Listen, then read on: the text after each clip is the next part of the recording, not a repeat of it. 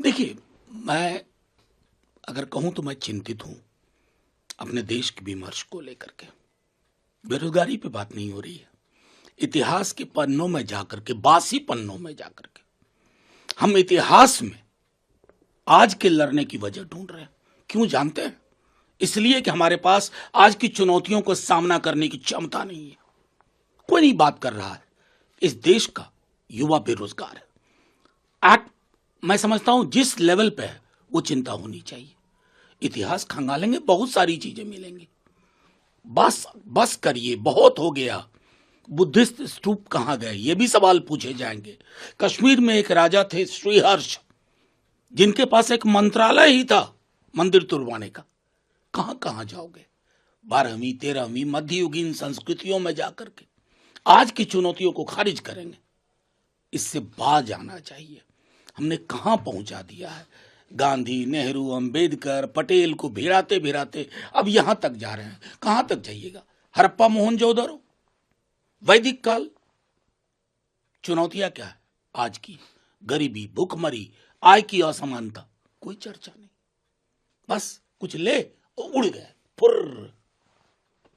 Sir, delimitation को लेके population की बात उन्होंने कर दी। इस पूरी बहस को कैसे देखते? देखिए, डिलिमिटेशन आज के संदर्भ में बहुत डेलिकेट सब्जेक्ट। इस पर फौरी तौर पर मीडिया में टिप्पणी करना उचित नहीं है। कोई भी हो, सदर्न स्टेट्स की भी चिंता वाजिब है। क्योंकि अगर पॉपुलेशन कंट्रोल का एक गोल इस देश ने निर्धारित किया, क्योंकि बढ़ती आबादी की अपनी दिक्कतें हैं, तो ये एक ऐतिहासिक तथ्य है कि southern states have performed better, चाहे कोई भी सदर्न स्टेट्स हो। और अगर सिर्फ आबादी क्राइटेरिया होगी तो सदर्न स्टेट्स अपने को चीटेड महसूस करेंगे। और यहां पॉलिटिकल पार्टी ए और बी का सवाल नहीं है, पूरे सदर्न स्टेट्स का सवाल है। और ये हमें नहीं भूलना चाहिए कि India is A union of states. ये यूनियन जो है ना, अगर स्टेट्स के बीच में अनिश्चितता होगी, भरोसे की कमी होगी, तो यूनियन कमजोर होगा। उसके संदर्भ में ही डिलिमिटेशन पे कोई चर्चा हो, वैज्ञानिक तरीके से एक संतुलित मानक तय किया जाए। आपको ये सर, पहले सेंसस की बात, शायद दुनिया के एकमात्र देश हम ही होंगे जो कोविड के बाद भी नहीं करवा पाए सेंसस। कभी कभी तो चिंता होती है कि चल क्या रहा है इनके मन में, सेंसस करवाएंगे भी कि नहीं करवाएंगे।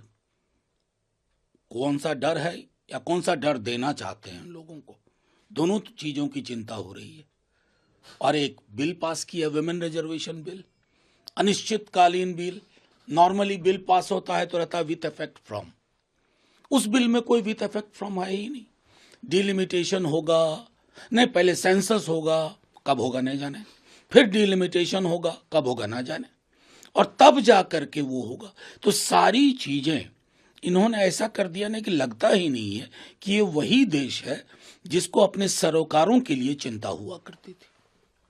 सर, इसके अलावा निशिकांत दुबे साहब ने एक बात बोली, 20% से 24% रह गई है आबादी, और मुस्लिमों की आबादी 9 से 24% पहुंच गई है।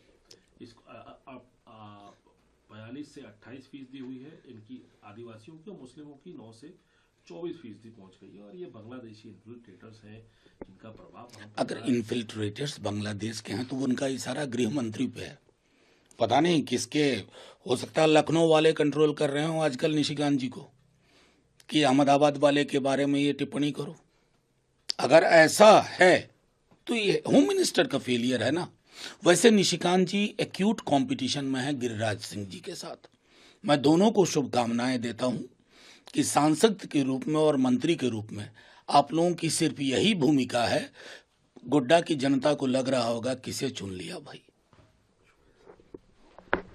अगर आप ये वीडियो YouTube पर देख रहे हैं तो हमारे चैनल को सब्सक्राइब कर बेल आइकन दबाएं, और Facebook पर देख रहे हैं तो हमारे पेज को लाइक करें।